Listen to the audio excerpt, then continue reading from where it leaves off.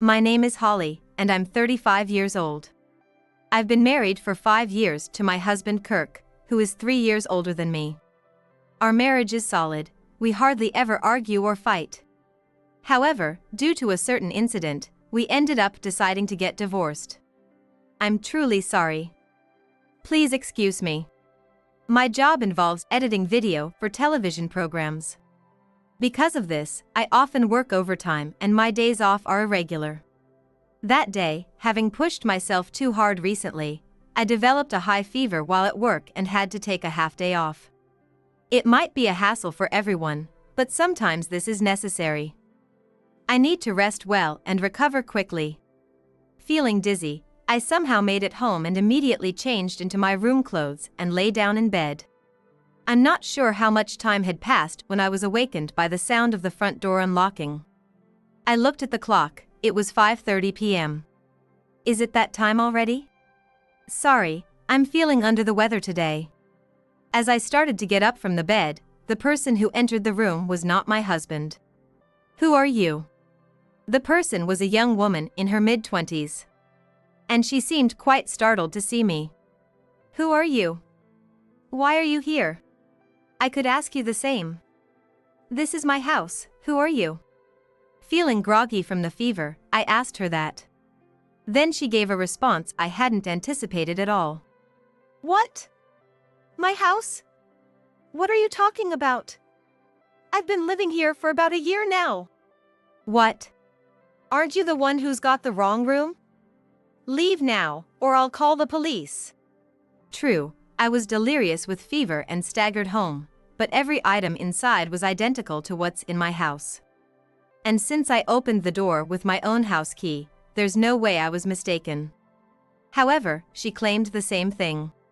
You've been living here for a year, is that true? Yes. Look. I even have the keys to this house. She showed me a key identical to mine. Why do you have this? How many times do you need me to tell you? I have the keys because this is my house. Now please, just leave. But this is my house. For about 15 minutes, neither of us would back down, each insisting it was their own home. Seemingly losing her patience, the woman snapped, "Fine. I get it." With that, she slammed the door and left the house. Who was that just now? Why does she have the keys to this house? Is this even real? It might have just been a hallucination from the fever. I feel like my fever is rising again. Oh no, everything's going dark. Despite trying to think it through, perhaps the heated exchange had made my fever worse, and I passed out into a deep sleep. However, this wasn't just a dream. Hey, wait a minute. What now? I was awoken by someone shaking me. When I opened my eyes, there stood a police officer and the woman from earlier. That's her. She's the intruder. Please arrest her right away, officer. It seemed that what I had experienced wasn't a hallucination after all.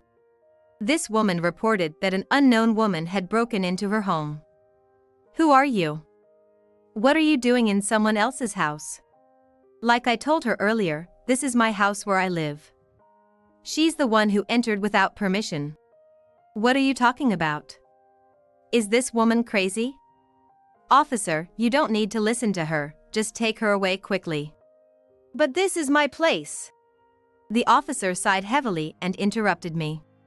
Look, based on everything, it's clear you're the intruder here. What? She says she entered the house using keys to this house. If she has the keys, it's obvious she lives here. But I entered this house using my keys too. Do you have any proof of that? Did anyone witness you using your keys to enter this house? But she did too. She's holding the keys right now. You said you used keys that were by the front door, right? Where's your proof you used them? But that's because... This suspicious behavior, it's like you're practically confessing to being a thief. Breaking into someone's house and claiming it's yours doesn't make sense without clear evidence. Clear evidence. Her words made me remember something.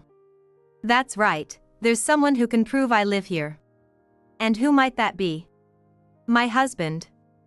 I've been living here with my husband for 5 years. He should be home soon, so please ask him. I mustered all my strength to make that plea. However, what? A husband? Are you some kind of stalker of his? What? Got it. You targeted him and broke into this house, right? And you've even deluded yourself into thinking you're his wife. How creepy. What are you talking about?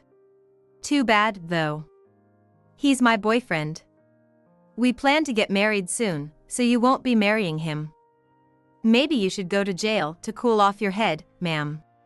My boyfriend? That can't be right. I was stunned by her claim that my husband was her boyfriend. Then, in that situation, the police officer said, "Is that so?" I understand. In that case, I will arrest you for trespassing. No, that can't be right. I truly am his wife, and this house is mine. Despite only being sick and resting at home, I was about to be taken away by the police for breaking and entering. Just then, when I was wondering what to do, it happened. I'm home. There are police cars parked downstairs. What happened? My husband, unaware of everything, had just returned home. Then, the woman clung to my husband's arm and pleaded. Good timing. I just called the police because a burglar broke into our house. Look, this woman broke in. She insists she lives here and even claims to be your wife, making no sense at all. Please say something before she's taken to the police station, Kirk. My husband turned pale at her appeal. Seeing his expression, I realized everything. Welcome home. Why? You should still be at work today. I came home early because I had a high fever at work. Then, for some reason, this unknown woman used our keys to enter our house, called me an intruder, and reported me to the police. Can you explain what's going on? You seem to know something from your expression. High fever. Are you okay? Can you not dodge the question? I'm about to collapse from the fever as it is. No, I don't know anything. You must know something.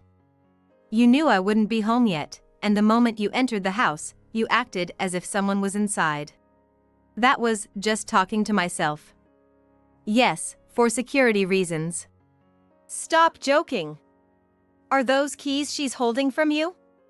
Who is she? What's your relationship? Explain properly. Hey, why are you silent? You've been acting strange since you saw this woman. Do you know her? Oh, I. Just then, as if someone had arrived, the doorbell rang throughout the apartment. When the door was opened, there stood a man in his late 60s. I heard from the neighbors that there was some trouble with a police officer in this apartment, so I came to check. Is there something wrong? Actually, this woman reported an intruder in her home, and we were about to take the suspect to the station. It appears that the suspect is a stalker of the man who lives here. What? How many times do I have to tell you this house is mine? I am not a burglar or a stalker or anything of the sort. Are you still saying that? You just don't give up. Please take her away. With that said, I will take responsibility for escorting the suspect. Everyone please go back to your lives. Saying this, the police officer started to pull my arm. The man then shifted his gaze to me and said, Wait a minute. Is there something else? Are you sure she is the one? Have you thoroughly checked? Yes. Do you have proof that she is the criminal? Yes. The caller had the keys to this house. And this man also seemed to know the caller, so it's clear that she is the owner of this house.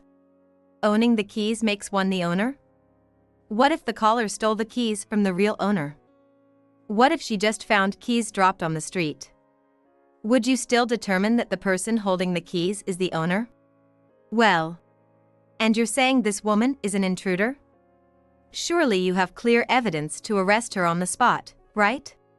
Well, when the caller entered the house, the suspect was already inside. If she is the suspect, how did she enter someone's house? There was a key by the front door, identical to the one the caller had, so maybe the suspect picked up that key and entered. If that's the case, couldn't the same be said for the caller? Yet why do you only believe the caller's story and not listen to her? Because the caller said. Thinking the caller is always right is a big mistake. Why are you, who are unrelated, so sure you can declare it a mistake? Who are you anyway? Why do you come up to the doorstep just because the police are here? What are you planning? Asked by the police officer, the man responded with a look as if he had been waiting for this moment. Me? I am the owner of this apartment. And the girl you've been accusing? She's my niece. What? This apartment has been leased to my niece since she started working. So, it's incorrect to call her an intruder. But, still. If you need proof, shall I bring the lease agreement? Please check it against her ID. What will you do now? Yes, this person is the owner of the apartment building. And at the same time, he was my uncle on my father's side. I've been single all my life. I bought this land during my working years for my retirement and built this apartment building. At that time, I heard from my brother that my niece, who had just started working, was looking for a place to live alone, so I offered her one of the vacant apartments. And that pale-faced man standing there is her husband. Since they got married 5 years ago, my niece has been living in this apartment she leased with him. I, as both the owner of this building and her uncle, can vouch for that. Is that so? As my uncle explained that this house was indeed mine, the police officer's voice gradually grew quieter. Then my uncle continued, turning to my husband. Why did you just watch silently as your wife was about to be taken away by the police on charges of home intrusion?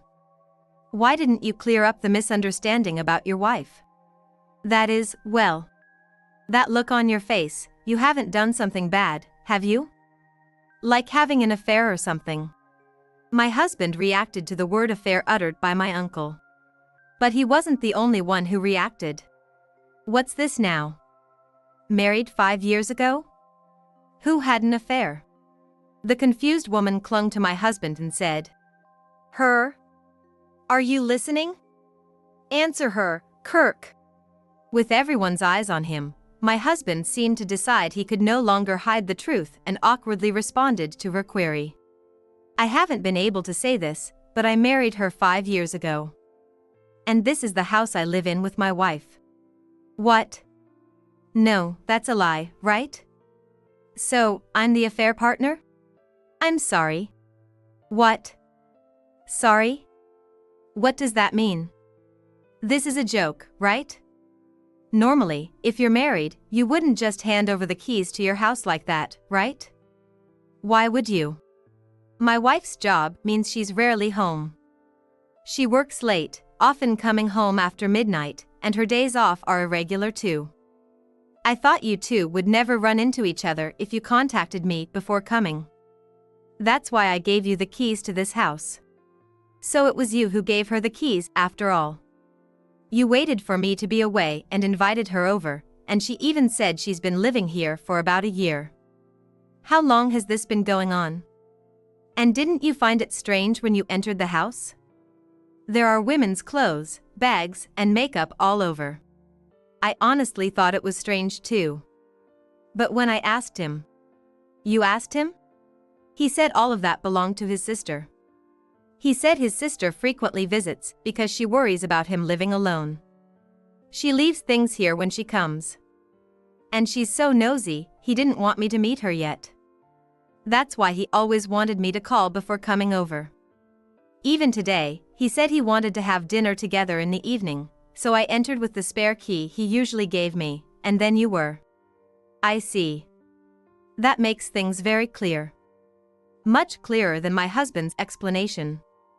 So, what do you intend to do now? Deceiving both your wife and her, don't you have anything to say? Well, that was when it happened. How could you do this? Didn't you say once we saved a little more, we would definitely get married? I've always believed those words. Why would you? Apparently, my husband had hinted at marriage to her, and now that she knew he was already married, she broke down crying right there. She must have truly loved him from the bottom of her heart, dreaming of their marriage. Seeing her cry in front of me, I felt a slight pang of sympathy. Then it happened again. You, by any chance, are you Nora? My uncle, who had been observing our exchange, suddenly asked her that. What? How do you know my name? I knew it. Oh, do you know her, uncle? Oh, I didn't recognize you without makeup, but she works at a clothing store in the shopping mall in the next town. How do you know that? Yeah, right. I guess you couldn't recognize me either, since I'm not in my usual uniform. Maybe this will make it clear? Saying that, my uncle straightened up and salutes smartly. Oh. Indeed, my uncle, while managing the apartment, also worked as a security guard at the shopping mall in the next town. It appeared she was an employee at a clothing store there, and the two were acquainted. But upon realizing she was someone he knew, my uncle furrowed his brow and said, "But that's strange. Didn't you say you had a fiancé?" What? I heard you were living with a fiancé from high school. Is that true? Her face went pale. Like my husband, she seemed to be the type whose emotions showed easily on her face. I see, so you both were each other's affair partners. I regret sympathizing with you. What do you mean fiancé? I never. No, it's different. There are circumstances. What circumstances? You told me you had never been with a man before. Did you deceive me? No, I didn't deceive you, but if you're going to say that, Keisuke, you were deceiving me too, right? Besides, I'm only engaged, but you were married, which is far worse. Well, that's... Realizing they were both each other's affair partners, the two began arguing intensely. Normally, I would have yelled at both of them, but due to my high fever, I had no energy for that. If you want to argue, do it somewhere else. I'll contact you later about what follows, so please leave my house now. All I could do was shoo the yelling couple out with a gesture of my hand. Yet, my husband still tried to cling to me, attempting to justify himself. I admit I was cheating and that I gave her the keys, but to ask me to leave, that's too much. And by what follows, you don't mean divorce, right? Please, don't say to leave. At least hear me out first. His insensitive remarks infuriated me. Enough. Haven't I been saying I feel terrible because of the fever? Now that it's clear I'm not an intruder, just everyone leaves now. Forcing myself to yell made my vision spin. Are you okay, Holly? No. For now, please leave this house today. We can continue this once Holly's health is better. But... Didn't you hear? Okay, I understand. I will stay with my parents until I recover. I'll be leaving too. Then, I guess this settles it, and I'll be on my way too. Wait a moment, please. Is there something else? I thought I recognized you. Aren't you the police officer who works at the station near the train station? Oh, yes, that's right. How long have you been a police officer? It'll be 2 years soon. 2 years, you should understand by now how to act as a police officer, shouldn't you? Do you really think it's acceptable to claim something that can hardly be called evidence as proof? Taking one side's word and accusing the true victim as the criminal, I will make sure to report this matter to your supervisor. Do you know my supervisor? Yes. I've been friends with your supervisor for a long time. Shall I call him here right now? No, please, that's not necessary. Then, shouldn't there be something you need to say before asking others for anything? With that, the police officer bowed deeply to my uncle, apologizing. I'm terribly sorry. You're apologizing to the wrong person, aren't you? I apologize for suspecting you as the criminal without listening to your story. With that, the police officer apologized as if being admonished by my uncle. Then, my uncle ushered the three of them out of the house and took me back to bed. Sorry, uncle. What are you talking about? However, what a disaster. Don't think about anything today, just rest up and get well. Okay. Thank you. As soon as I lay down in bed, I fell asleep as if I had passed out. 2 days later. The fever that had been so high was completely gone, and I was back to my usual self. There was only one thing to do now. I began the final steps with help from my uncle. A few days later. Hey! What is this document? Oh, it's already arrived. A divorce petition and a claim for damages? What are you thinking? What do you think? It's obviously for a divorce. Is there another reason to send a divorce petition? It's not about that. Why are you suddenly pushing for divorce? Weren't you going to listen to my side? When did I ever say I would listen to your story? But besides, I have nothing more to say to you. My feelings are set as you can see in those papers. Please, let's get divorced. I'm asking you. What? Now fully recovered, I had sent the completed divorce petition and claim for damages to my husband, who was staying at his parents' house. Apparently, he hadn't expected to be divorced, as he contacted me immediately after receiving the documents. Please reconsider the divorce. I never wanted to divorce you, Holly. It was just that. Just that? I just wanted to have fun with a younger person. I used a dating app a colleague told me about. I never dreamed it would turn into this. I was planning to break it off soon. I didn't hate you, Holly, or want to break up. But the fact is, I ended up hurting you. I am sorry about that. So, please no divorce. Well, I don't know if what you're saying is true, but I can't forgive you for giving that woman the keys to our house. Right? You let her use our house while I was at work. That's a betrayal enough to justify divorce, don't you think? And after all this, do you really think saying I didn't intend it is an excuse that will work? I can no longer trust you. I'm sorry, but I don't intend to continue as your wife. Please sign the divorce papers and submit them to the registry office. And if you really are sorry, take full responsibility for your actions. Wait, just wait a second. No matter what you say, my mind won't change. So, that's that. Thank you for everything. Goodbye. Hey, Holly! With that, I hung up the phone on him. He then signed the divorce papers and submitted them to the office. As I requested, he paid the damages. I hadn't expected things to proceed so smoothly, but the certified mail had made his parents aware of the situation. They must have given him a push. As for the other woman. So you couldn't claim damages from her in the end? Right. It seems she didn't know he was married. I thought it would be obvious once she entered the house and saw the married man's environment, but given how she reacted, she probably really didn't know. So, I didn't pursue damages against her. Besides, I figured she would face her own karma eventually. I see. It turned out that after everything, the mistress had returned to the apartment she shared with her fiancé as if nothing had happened, only to be met with him calling off their engagement. Why? Why would you suddenly break off our engagement? Apparently, her fiancé had suspected her infidelity for some time and had hired a private investigator to look into it. Once her cheating was confirmed, he broke off the engagement and sought damages from her and my former husband.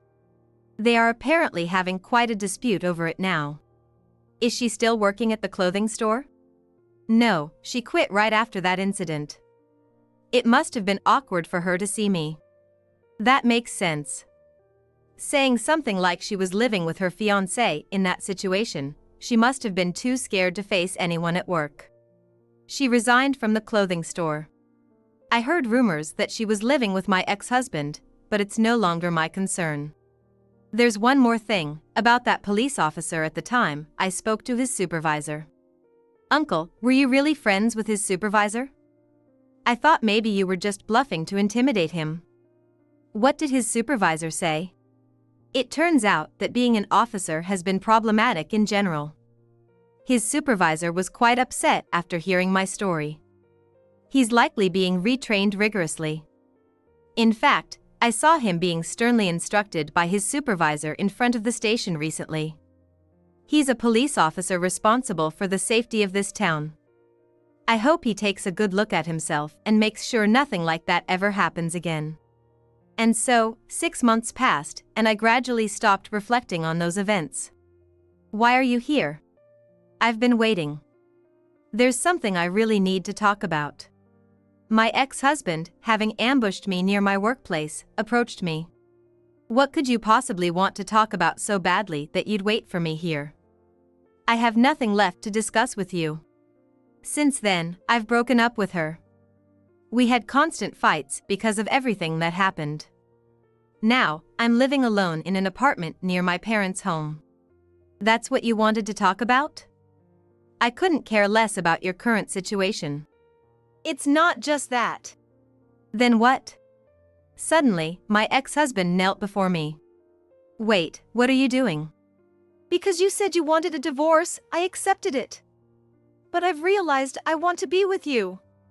Please, let's start over. I can't manage without you.